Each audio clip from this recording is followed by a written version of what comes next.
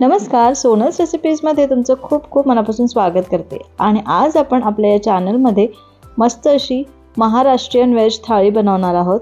तुम्ही बघू शकता किती सुंदर आपली ही व्हेज थाळी झालेली आहे. यातले सगळे पदार्थ करायला अगदी सोपे आहे आणि खायला तेवढे चविष्ट आहे. ही संपूर्ण थाळी आपण 1 तासात करणार आहोत.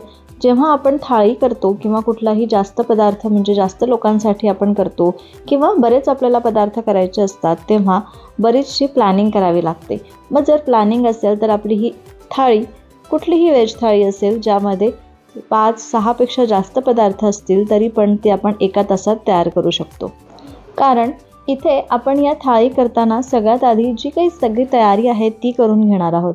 म्हणजे भेंडी चिरून घेणे, त्यानंतर जे काही आपल्याला मसाले वगैरे वाटण वगैरे तयार करायचं आहे ते करून घ्यायचं आहे. आता मी इथे जेव्हा व्हिडिओ करत आहे तेव्हा तर एक रेसिपीबद्दल सांगणार आहे, पण जेव्हा तुम्ही ही थाळी कराल तेव्हा तुम्ही हे शुअर करा की सगळी तयारी आधी करून घ्यायची. म्हणजे भाज्या चिरण्यापासून, पीठ मळण्यापासून तर सगळं वाटण वगैरे तयार करण्यापर्यंत. आता आपल्या या महाराष्ट्रीयन व्हेज थाळीला सुरुवात करूया. सगळ्यात पहिले आपल्याला गोडाचा पदार्थ तयार करून घ्यायचा आहे. मी बऱ्याच माझ्या या रेसिपीजमध्ये किंवा बऱ्याच थाळीच्या रेसिपीजमध्ये तुम्हाला सांगितलेलं आहे की जेव्हा आपण कुठलीही थाळी करतो तेव्हा गोडाचा पदार्थ सगळ्यात आधी करून घ्यायचा. आणि जर तो गोडाचा पदार्थ जास्त वेळखाऊ असेल किंवा जास्त वेळ लागणार असेल त्याला, तर तो पदार्थ तुम्ही 1 दिवस आधी केला तरी चालेल. किंवा समजा जर तुम्हाला संध्याकाळी करायचं असेल तर सकाळी तुम्ही गोडाचा पदार्थ तयार करून घेऊ शकता. त्यामध्ये तो मुरण्यासाठी, तो थंड होण्यासाठी जर आपल्याला त्याला फ्रीजमध्ये वगैरे ठेवायचं असेल तर त्यासाठी तेवढासा वेळ जातो. आणि मग जेव्हा आपली थाळी तयार करायची असते, जेव्हा आपल्याला जेवण गरमागरम तयार करायचं असतं, तोपर्यंत आपलं हे डेझर्ट किंवा जे काही स्वीट डिश आहे ती तयार होते. तर आज मी इथे मुगाचा शिरा करणार आहे. बरोबर, मुगाचा शिरा हा वेळखाऊ काम आहे. कारण 1 ते 1.5 तास आपल्याला हा शिरा करायला लागणार आहे. तर मी हा शिरा सकाळी करून घेतला आणि मग दुपारी मी माझ्या या थाळीची रेसिपीचं शूट केलेलं आहे. तर शिरा करण्यासाठी मी सगळ्यात आधी मुगाची जी डाळ आहे ती 2 ते 3 तास भिजत घातली. ती भिजून झाल्यानंतर त्याला छान बारीक वाटून घेतलं. बारीक म्हणजे अतिशय बारीक वाटून घ्यायचं. ती अजिबात अशी भरड वगैरे काढायची नाही, छान पेस्ट करायची. आणि पीठ करताना किंवा पेस्ट करताना, डाळीचं पेस्ट करताना तुम्ही त्यामध्ये थोडंसं पाणी घातलं तरी चालेल. म्हणजे 1 ते 2 टेबलस्पून पाणी घालायचं, त्याहून जास्त नाही घालायचं. त्यानंतर ही छान बारीक पेस्ट झाली. त्यानंतर इथे आपण 1 कप डाळ घेतली होती, भिजत घातली होती. म्हणजे ती भिजायच्या आधी 1 कप डाळ घेतली होती. त्यासाठी मी इथे 1 कप तूप घेणार आहे. तर तूप मी अर्धा कप तूप आहे ते आधी घातलेलं आहे. आणि यामध्ये आता आपल्याला ही डाळ भिजवलेली डाळ छान परतवून घ्यायची आहे. इतकी परतवायची आहे की यामधून जो डाळीचा जो वास आहे तो जाऊन तुपाचा वास येईल तोपर्यंत आपल्याला परतवायचं आहे. आता तुम्ही बघू शकता या पद्धतीने मोडत आता इथे गडे होतात. म्हणजे या पेस्टचे तुपामध्ये किंवा मग ते शिजताना गडे होतात. तर ते गडे मोडत हलक्या हातानेच, इथे काही जास्त आपल्याला एफर्ट्स लावावं लागत नाही, असंच मोडत इथे आपल्याला हे भाजून घ्यायचं आहे. हे बघा, इथे 15 ते 20 मिनटं मी अगदी कमी गॅसवरती हे छान भाजून घेतलं आहे. आणि असा रवा कसा भाजतो आपण त्या पद्धतीने हे छान भाजून झालेलं आहे. तर आता इथे 15-20 मिनटं झालेली आहे. आता आपल्याला यामध्ये परत तूप घालायचं आहे. तर पाव वाटी तूप म्हणजे पाव कप तूप परत मी यामध्ये घालणार आहे. आणि परत 10 मिनटं कमी गॅसवर असंच भाजून घेणार आहे.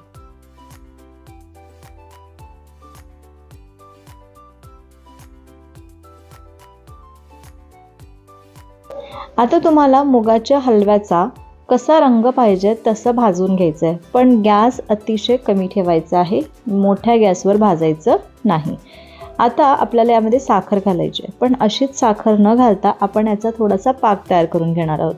पाक म्हणजे आपल्याला याच्यामध्ये थोडंसं पाणी घालून घ्यायचं आहे आणि सोबतच थोडंसं केशर घालून हे 2 ते 3 मिनटं उकळवून घ्यायचं आहे. म्हणजे साखर पण छान विरघळेल आणि अगदी थोडासा घट्ट पाक तयार होईल. म्हणजे एक तारी वगैरे करायचा नाही आहे आपल्याला पाक. हे बघा, 2 ते 3 मिनिटांनंतर आपला हा पाक तयार झाला आहे. आता आपण बाजूला काढून घेऊ आणि आपलं जे हलवा आहे म्हणजे डाळ आहे, मुगाची जी डाळ आहे ती बघा किती छान भाजली गेली आहे. मला जसा रंग पाहिजे तसा मी इथे भाजून घेतलेला आहे. थोडासा लाईट गोल्डन रंग आला पाहिजे.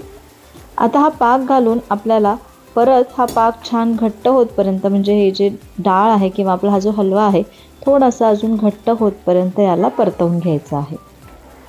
हवं असेल तर इथे तुम्ही थोडंसं याच्यावरती झाकून पण ठेवू शकता. 2 ते 3 मिनटं आपण याला झाकून ठेवू.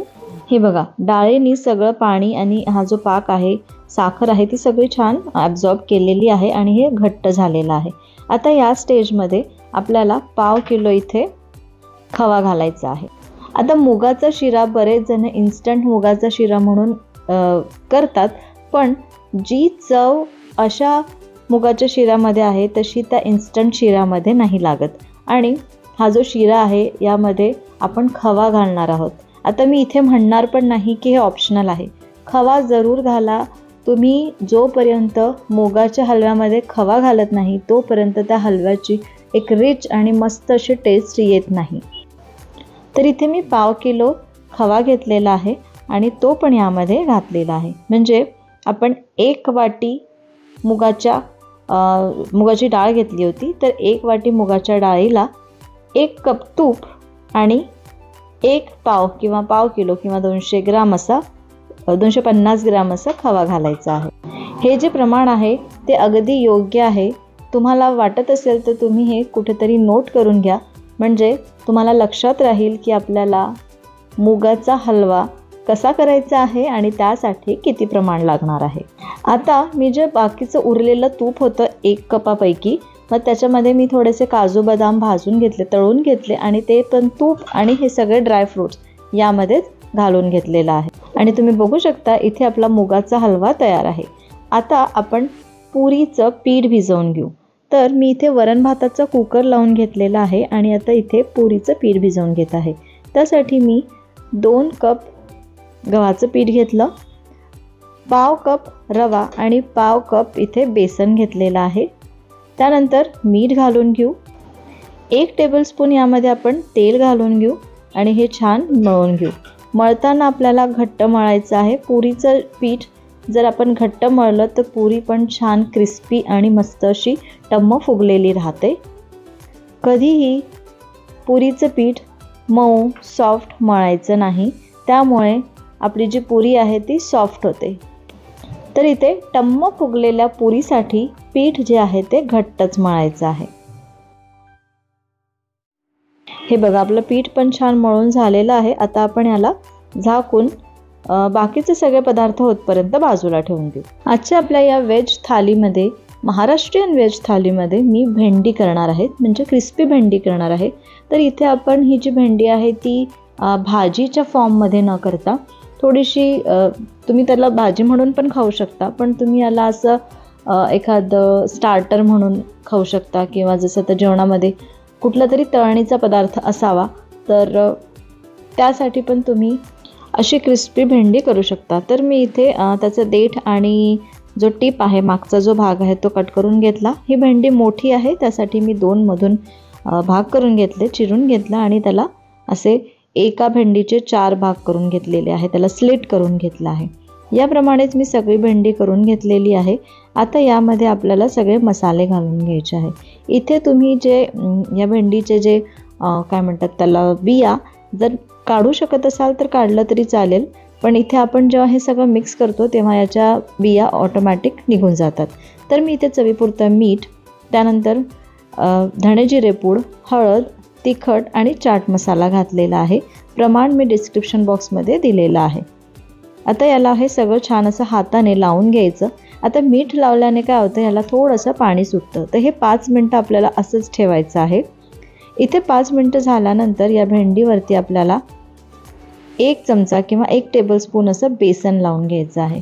तर बेसन असं लावल्यानंतर ते पण थोडंसं हाताने असं लावून घेऊ. मिठाने काय होतं, जेव्हा पाणी सुटतं तर हे बेसन त्याला छान कोट होतं.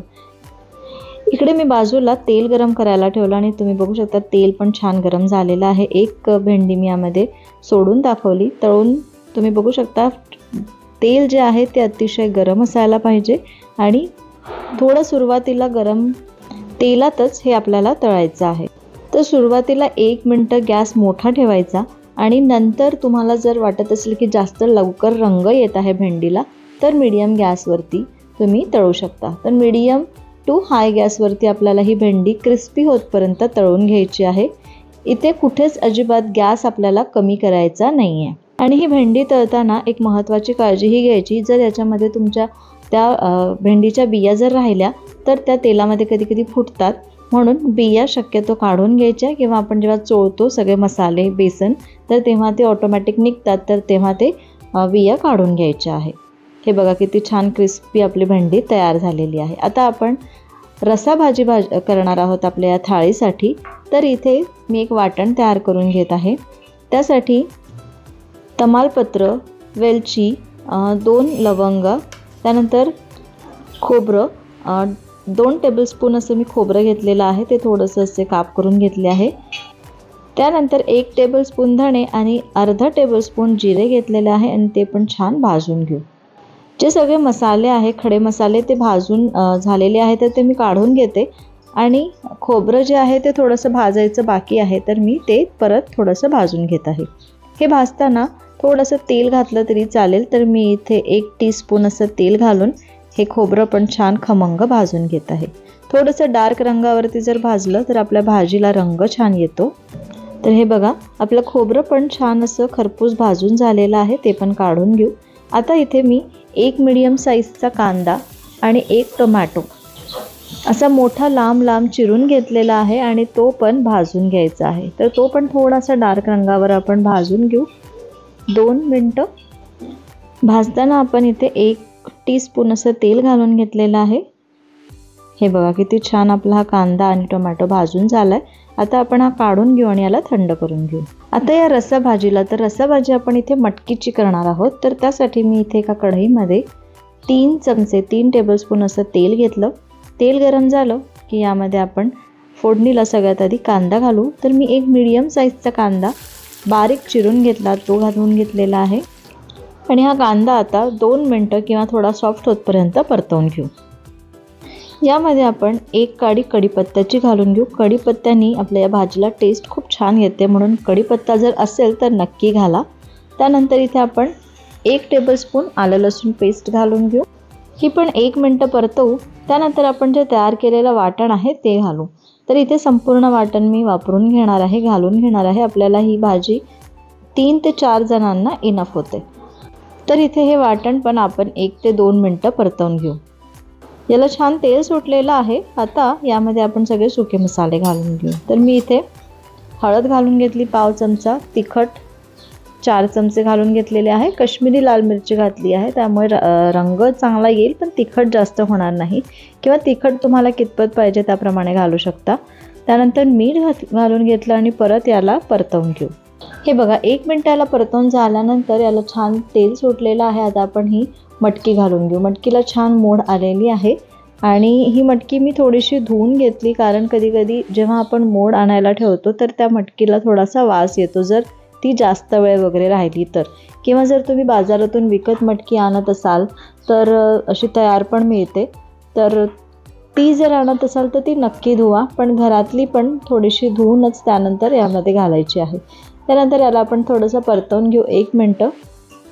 आणि आता हे शिजण्यासाठी थोडंसं पाणी घालून यामध्ये हे मिक्स करू आणि याला झाकून 3 ते 4 मिनटं अगदी कमी गॅसवरती ही भाजी शिजत ठेवू. इथे 4 मिनटं झालेली आहे आणि तुम्ही बघू शकता इथे आपल्या भाजीला तरी पण आलेली आहे ही, आणि ही थोडीशी शिजत आली आहे. परत आता आपल्याला थोडीशी भाजी ही रस्सा करायचा आहे आपल्याला याला, तर मी परत थोडंसं पाणी यामध्ये घालणार आहे. तर टोटल मी 1 ग्लास पाणी किंवा 2 कप पाणी घातलं आहे आणि याला शिजत ठेवलेलं आहे.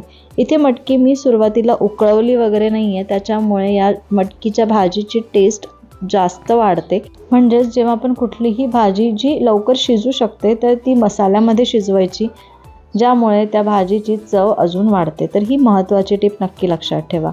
त्यानंतर ह्याला झाकून परत आपण 2 ते 3 मिनटं शिजू देऊ आणि आपली ही मटकीची भाजी तयार आहे. आता इथे आपण मस्त एक कोशिंबीर तयार करणार आहोत। त्यासाठी मी 1 कप दही घेतलेला आहे, त्यामध्ये मीठ, साखर, त्यानंतर तिखट थोडंसं आणि चाट मसाला घातलेला आहे आणि हे छान मिक्स करून घेतलं। यांचं प्रमाण मी डिस्क्रिप्शन बॉक्समध्ये दिलेलं आहे।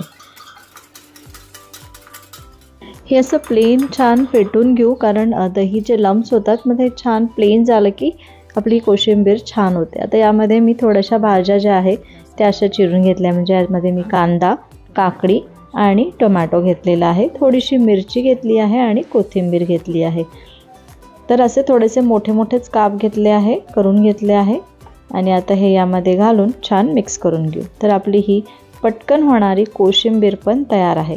आता आपल्या या थाळीमधला पुढचा पदार्थ म्हणजे आपल्याला वरणाला थोडासा तडका द्यायचा आहे।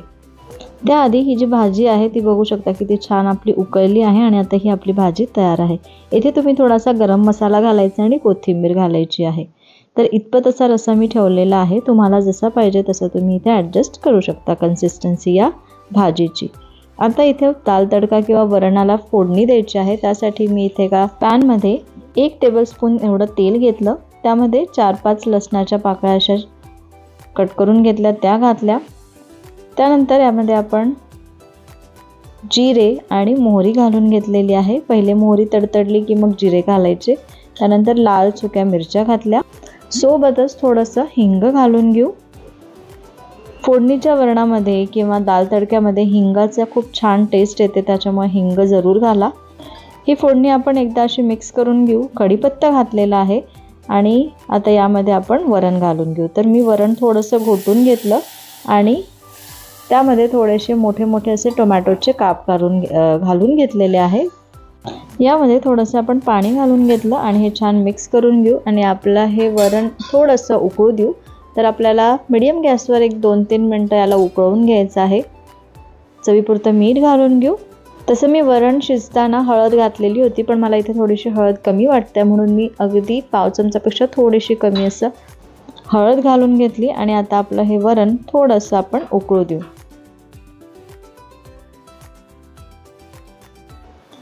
इथे वरणाला आपल्या उकळी येतपर्यंत मी पुऱ्या तळून घेणार आहे। तर पुऱ्या मी जे पीठ आपलं झालेलं होतं त्याचे असे गोळे करून घेतले आणि ते लाटून घेतले आणि हे बघा इतपत असे लाटून घेतलेले आहेत। जशी आपण पुरी करतो त्याप्रमाणेच पुरी करायची आहे, ते मी दाखवलेलं नाही आहे। आता इथे आपण ही तळून घेऊ। तळताना गॅस आपल्याला मीडियम ठेवायचा आहे आणि तेल छान व्यवस्थित गरम असायला पाहिजे, खूप गरम नाही पण व्यवस्थित गरम असणं आवश्यक आहे। आता तुम्ही बघू शकता की ती छान आपली पुरी अशी टम्म फुगलेली आहे। पुरी तळताना बऱ्याचदा आपल्याला याला पलटवायचं नाही, नाहीतर पुरी तेलकट होते। असं या पद्धतीने आपण पुरी सुरुवातीला पहिल्या बाजूनी पूर्ण तळून झाल्यानंतर त्याला पलटवून घ्यायचं, हे बघा। आणि आता दुसऱ्या साईडने पण पूर्ण तळून झाल्यानंतर मग ती फक्त काढूनच घ्यायची आहे। त्याला परत परत पलटवलं तर मग ती ही पुरी जास्त तेलकट होते। आता आपल्या थाळीचे सगळे पदार्थ झालेले आहे, आता आपण थाळी सर्व करू। तर इथे मी मस्त ही थाळी सर्व करून घेतली आहे। वरण भातावरती तूप घालून घेतलं। जर ही थाळी तुम्ही उपवास सोडण्यासाठी किंवा नैवेद्यासाठी करत असाल तर वरण भातावरती तूप घालायला विसरायचं नाही। त्यानंतर आपल्या या थाळीमधले सगळे पदार्थ तुम्ही बघू शकता किती मस्त दिसत आहे। आता मी वरून थोडं गार्निशिंगसाठी सगळ्यांवरती कोथिंबीर घालून घेते।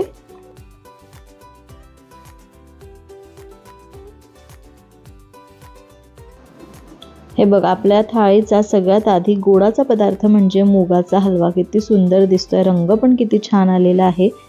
त्यानंतर आपण कोशिंबीर केली, झटपट अशी कोशिंबीर आहे पण चवीला भन्नाट लागते। कुरकुरीत भेंडी आहे आणि भेंडी कुरकुरीत आहे की नाही हे तुम्हाला दाखवते। हे बघा किती मस्त पटकन तुटली ना। तर अशी आपली मस्त कुरकुरीत भेंडी तयार झालेली आहे। मटकीची रस्सा भाजी आहे, त्यानंतर साधं सिंपल असं दाल फ्राय आहे, पापड तळून घेतलेला आहे, वरण भात आहे, त्यावरती तूप आहे आणि मस्त गरमागरम पुऱ्या आहे। ही संपूर्ण थाळी मी 1 तासात तयार केलेली आहे। गोडाचा पदार्थ मी आधी तयार करून घेतला आणि थोडीशी तयारी करून घेतली, त्यामुळे ही झटपट आपली 1 तासात होणारी महाराष्ट्रीयन थाळी तयार आहे। तर कुठलाही उपवास सोडण्यासाठी किंवा स्पेशल डेजसाठी अशी झटपट होणारी महाराष्ट्रीयन व्हेज थाळी नक्की करून बघा आणि मला कमेंट करून नक्की सांगा. हा व्हिडिओ आवडला असेल तर लाईक करा, शेअर करा आणि सबस्क्राईब करायला विसरू नका. पुन्हा भेटू अशाच एका मस्त व्हिडिओसोबत, मस्त रेसिपीजसोबत. तोपर्यंत धन्यवाद.